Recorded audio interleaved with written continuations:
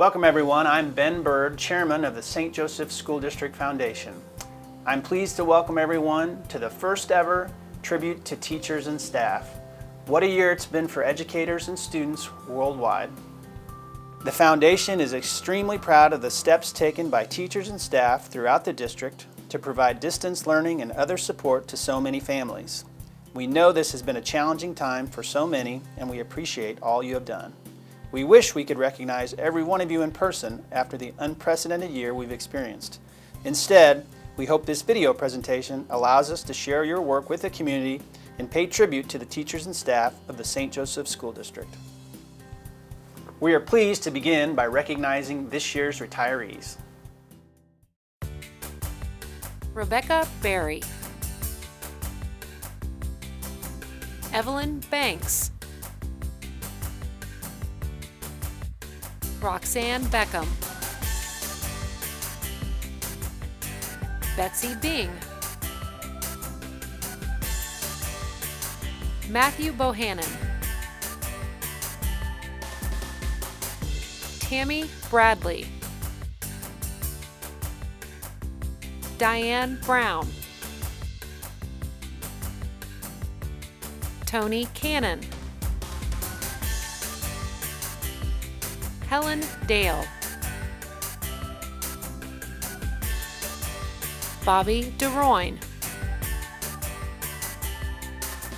Roberta Diaz, Mary Ann Dudley, Rita Ebersol, Eugene Fite, Brenda Foster, Norma Gillespie, Denise Goldsmith, Noel Good, Victoria Grable, Bonnie Heidi, Kim Hill, Michelle Hockaday, Jody Hodge, Carol Honeycutt, Karen Humphrey, Mark Jewell, Kevin Kelly, Robin McInnes, Lindsay Minson, Lisa Musser, Carol Myers, Bud Nelson, Susan Nelson, Michelle Newby, Michelle Norman, Karen Pecora, John Schlange, Connie Shirey, Virginia Stone, Tom Tolson, Darren Verbeek, Rebecca Veep, Jaron Winder. Please join us in recognizing this year's pin recipients as well. The following individuals have put in 30 years of service or more to education. Bobby DeRoyne, 30 years. Donna Griggs, 35 years. Kathy Hogan, 30 years. Carol Honeycutt, 30 years. Marcy Powell, 30 years. John Schlange, 30 years. Connie Shirey, 30 years. Donita Swafford, 30 years. And Betty Wymore, 30 years. Now to this year's scholarship recipients.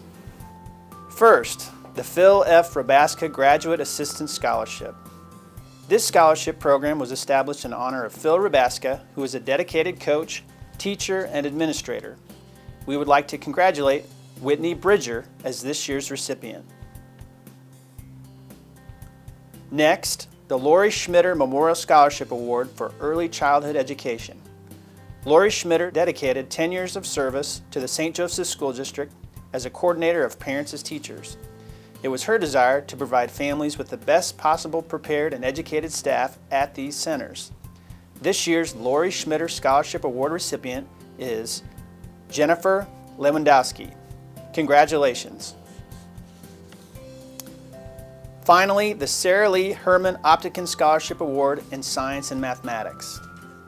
This scholarship was established in memory of Sarah Lee by her family in January 2003. Sarah Lee Optikin was a graduate of Central High School, class of 1950, and a graduate of the University of Missouri in 1954 with a Bachelor of Arts in Education. Congratulations to this year's recipient, Shauna Gilliland. We also want to take a moment to recognize the Ruby Kate Wells Memorial Fund recipients for 2020. Kimberly Peters, Coleman Elementary. Allison Fiegel, Rochelle Keller, Katie Thomas, Carden Park. And Mark Carell, Rubinu Middle School. Now to the American Family Insurance Volunteer of the Year Award. The St. Joseph School District receives tremendous support from volunteers throughout the year who give their time and talents to help students succeed. Tonight, we recognize one of those volunteers as the American Family Insurance Volunteer of the Year, Echo Lovelady. Echo volunteers her time at Pickett Elementary School. She is described as someone who is dedicated, kind, and a bright light that Pickett is so lucky to have as part of their family. Echo, thanks for all you do for the district. Up next, Support Person of the Year. Here are the finalists for the Support Person of the Year, sponsored by Hy-Vee. First, Mallory Anderson. Mallory is a registered nurse at Rubinu Middle School, where she makes a positive impact daily. She not only cares for aches, pains, and other concerns, she also helps students and families find clothing, housing resources, food supplies, and more. She's friendly, has a kind heart, and listens with patience and no judgment. Next is Trish Bowe. Trish is a registered nurse at Ellison Elementary School. She looks after the health of students and staff and provides exceptional care no matter the severity of illness or injury. She also trains student nurses and goes above and beyond her assigned role by helping students get on buses and greeting visitors with a smile. The third and final candidate is Emily Sumner. Emily is a counselor at Lafayette High School. She serves her school community in many ways that are seen and unseen. She is a cheer coach, student council sponsor, and proud Lafayette parent who bleeds green. She has played a key role in school initiatives like Breakfast with the Experts, kindness campaigns, and anti-bullying efforts. Please join me in congratulating Emily Sumner as the 2019-2020 St. Joseph School District Support Person of the Year. Congratulations, Emily. Our next award is the Suzanne and Walter Meyerhofer Jr. Memorial Innovator of the Year Award.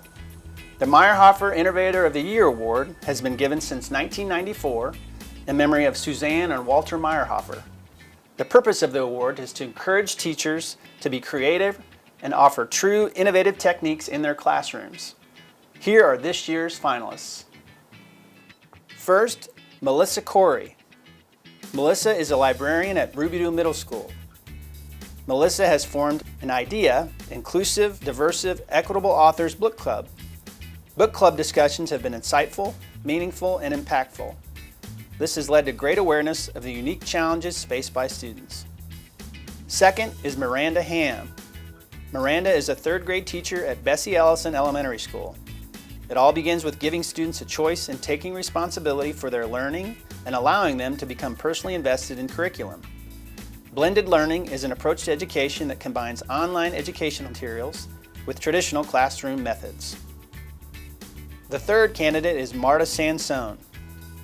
Marta is a social studies teacher at Rubidoux Middle School. Marta turns her social studies room into a crime scene, a museum of artifacts, and through the use of Google expeditions, her room becomes a completely different country. She took students to ancient China instead of just reading about traveling there.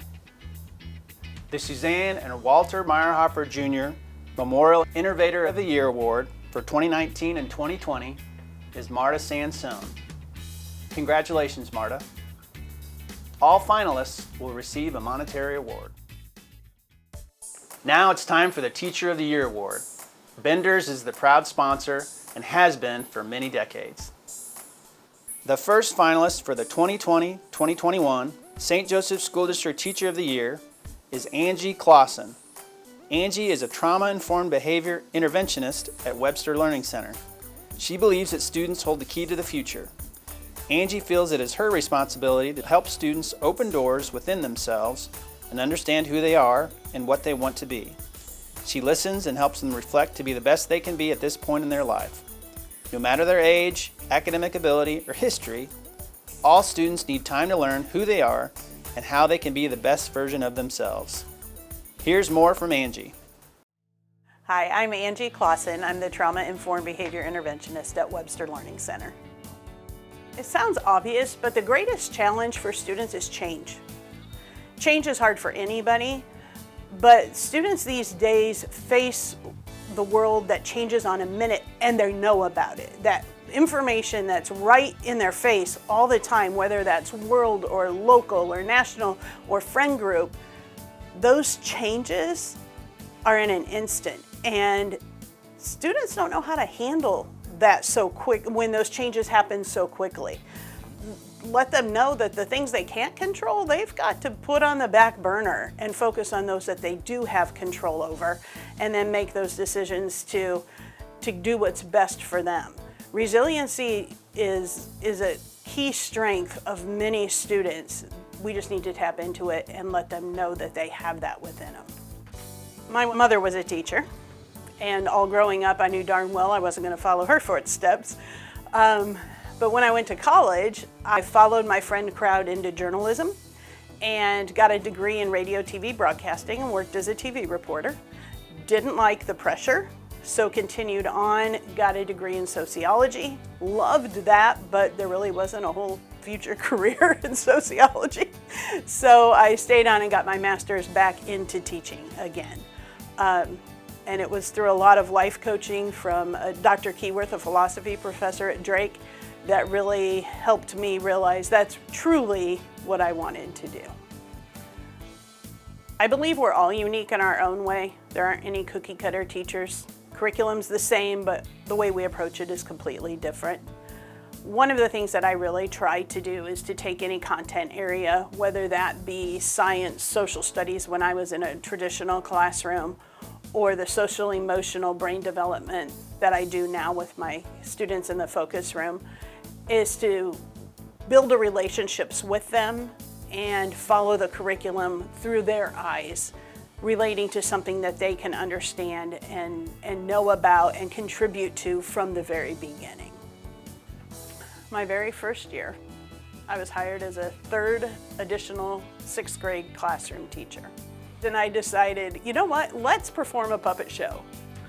And we had materials donated from a local lumberyard, and they designed and built this beautiful puppet theater. Hammered and sawed and everything for days and days and days.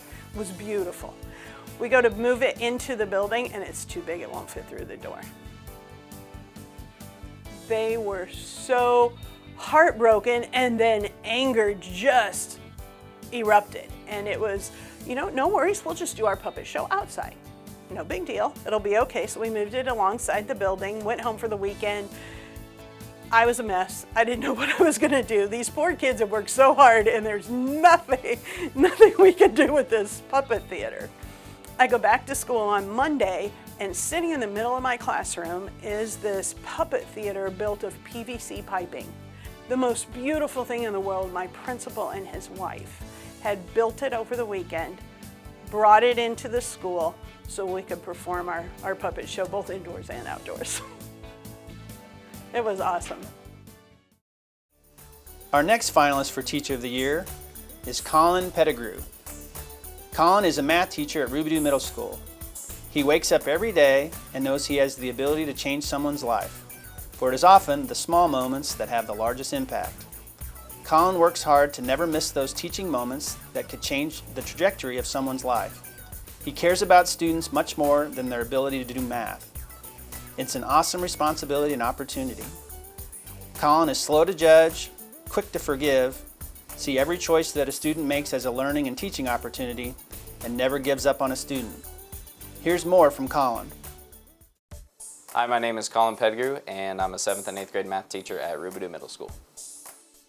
Well, first of all, I like to have fun, and I think that's an important part of who I am in the classroom and what I try to provide for my students. And sometimes there's the idea that you can't have fun and engage in high learning at the same time. And I think you can. I think you can enjoy what you're doing and be able to engage in those higher order thinking skills at the same time. I don't think the two are mutually exclusive. So I didn't follow the traditional pathway into K-12 teaching. Actually, my bachelor's degree was in chemistry, and after I graduated with my bachelor's, I worked as a quality control chemist here in town for a little while. And then my ultimate goal at that time was to become a college professor and to teach chemistry and do research at the same time. And so I started my graduate program, and then I got a phone call that changed everything. And unfortunately, I learned that my wife had been diagnosed with cancer. And so at that time, I moved back into St. Joseph to be with her and to help her while she was going through her treatments. And I needed a job that was flexible. And I always loved teaching. I knew I wanted to teach. Just thought it'd be at a different level, and so I started substitute teaching for the district. And so I saw a lot of different content areas. I saw a lot of different buildings. I got to work with a lot of different people. And it's through my substitute teaching that I realized that this was something that I wanted to do, and that this was what I loved and enjoyed and wanted to do for the rest of my life. And the rest, as they say, is history. Well, I think the most unique thing about my classroom is the dad jokes and the puns that I use to make connections with students, to break down walls, to turn sometimes a bad day for a student hopefully into a good one. Now sometimes it's through laughter and sometimes it's through a groan because the joke is so bad that it's that good. You know, things like where I used to work as a personal trainer, but you know, that didn't work out.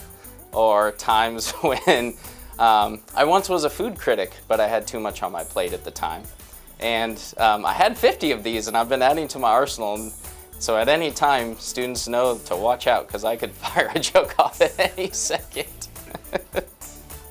Well, I think, luckily for me, my greatest strength is being able to build relationships with other people. And I think that's part of the reason I'm sitting in this chair today, is on the student side, I do my best to show students that I care for them. And I think that's part of the reason I'm able to get so much from my students, is because they know I care about them much more than just their ability to do math. And then on the adult side, I would be nowhere the teacher I am today if it wasn't for all the people around me in my building and in our district. I am confident that I learn way more from them than they could ever learn from me. And whether it's informal conversations or a knock on a door to talk to a colleague through a challenge and having them help you to come up with a solution, or entering their classroom and letting me observe their lessons, I have learned so much from others in my building, and I'm truly blessed that they have helped to make me the teacher that I am today. Our third finalist is Heather Wiedmer. Heather is a first grade teacher at Carden Park Elementary. She thinks teaching is like being a mom. It's messy, it's exhausting, it's overwhelming, it's empowering, it's humbling, and it's also important and so worth it. The human connection is the purpose and the result of a life well lived. Heather tells her students that they are becoming gatherers of information. Some information they already know, some they learn, some they don't know. If they don't know, how are they going to find out? Seek to gather and be a problem solver. Here's more from Heather. Hi, I'm Heather Wiedmer, and I'm a first grade teacher at Carden Park Elementary. I think my greatest strength really has nothing to do with the curriculum. I think it's building relationships with kids and having a connection with them. My classroom feels a lot like a family.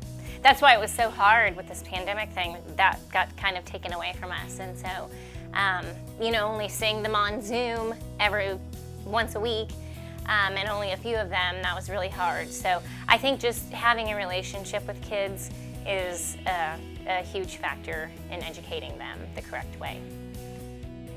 My mom was my inspiration to be a teacher, but I watched her as I grew up. I watched her prepare her classroom every summer and just pour into her students and build relationships with them and their families, like lots of relationships with them and their families. And relationships that still exist to this day. I watched the joy that their successes brought her, and that's what made me want to be a teacher. We always laugh. I always call my kids problem solvers. Be a problem solver all the time. And I say to them a lot, I'm trying to build you to be a gatherer of information. So if you don't know something, seek to gather that information, find it out, and be a problem solver. So I think above and beyond everything else, I try to teach my kids to find answers, seek them out.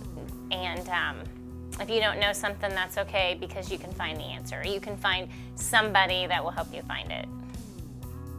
I feel like I've taken for granted my time with the kids, and that human connection that we have in the classroom, that's so powerful, because doing distance learning, it's hard. They're not in front of you, and so finding ways to reach out to them has changed my perspective on just having them in front of me every single day.